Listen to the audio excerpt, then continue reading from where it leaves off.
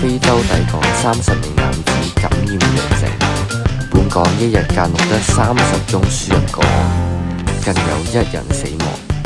疫情肆虐，病毒遍佈全港，容易出現更多變種混合病毒。做功德係非常重要嘅一件事，常做功德更能獲得福報庇佑，保佑自己身體健康，心想事成。